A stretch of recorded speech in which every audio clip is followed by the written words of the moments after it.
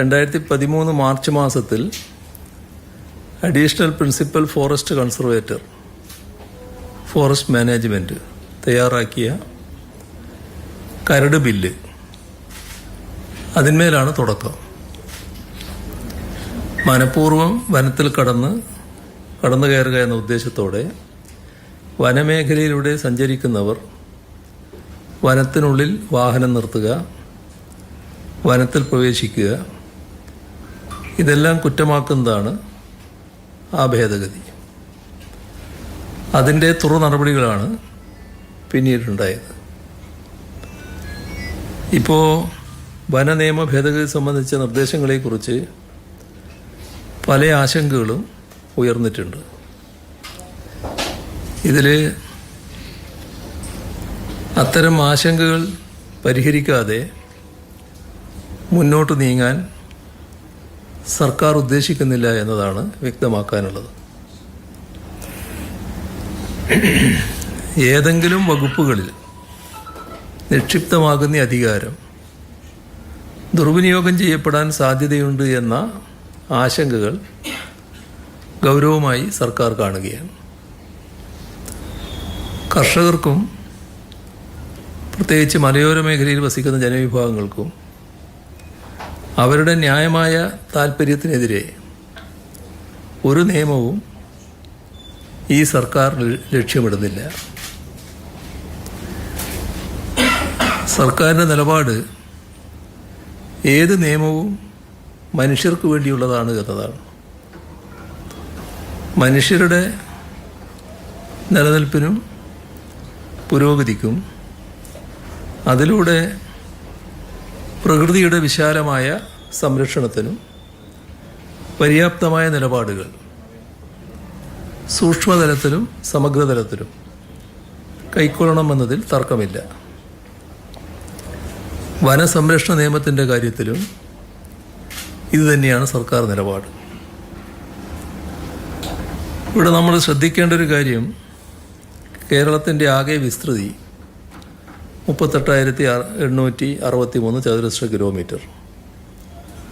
അതിൽ 11,309 ചതുരശ്ര കിലോമീറ്റർ വനമേഖലയാണ്. 1,525.5 ചതുരശ്ര കിലോമീറ്റർ തോട്ടങ്ങളാണ്. ഇപ്പോൾ ജനസാന്ദ്രത നോക്കിയാൽ നമ്മുടേത് ചതുരശ്ര കിലോമീറ്ററിന് 860, തമിഴ്നാട്ടിൽ 555, കർണാടകത്തിലേത് 319.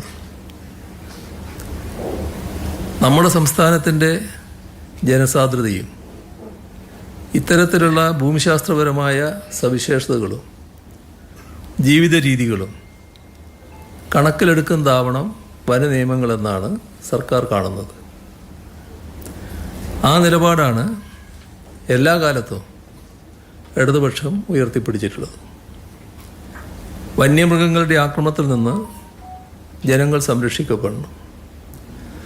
അതേസമയം നീതിരഹിതമായ രീതിയിൽ വനവും വനവിഭവങ്ങളും ചൂഷണം ചെയ്യപ്പെടുന്നത്, പ്രകൃതി സംരക്ഷണ പ്രവർത്തനങ്ങളിൽ വെള്ളം ചേർക്കരുത്, ഈ സമീപനമാണ് സർക്കാർ ഉയർത്തിപ്പിടിക്കുന്നത്.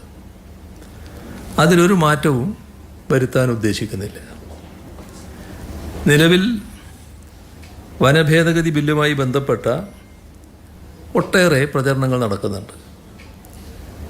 ആശങ്കകൾ സൃഷ്ടിക്കപ്പെടുന്നുമുണ്ട്. ജനങ്ങളെ പ്രയാസപ്പെടുത്തുന്നതോ ആശങ്കയിലാക്കുന്നതോ ആയ ഒരു നിയമഭേദഗതിയും ഈ സർക്കാരിൻ്റെ ഭാഗത്ത് നിന്ന് ഉണ്ടാകില്ല എന്ന് ആവർത്തിച്ച് വ്യക്തമാക്കുകയാണ്. വനം നിയമഭേദഗതിയുമായി ബന്ധപ്പെട്ട കാര്യങ്ങൾ ഇത്തരമൊരു സാഹചര്യത്തിൽ തുടരാൻ സർക്കാർ ഉദ്ദേശിക്കുന്നില്ല. വന്യജീവി ആക്രമണങ്ങൾ തുടരുകയാണ്. ഇന്നും ഒരു മരണം റിപ്പോർട്ട് ചെയ്തിട്ടുണ്ട് മലപ്പുറം ജില്ലയിൽ.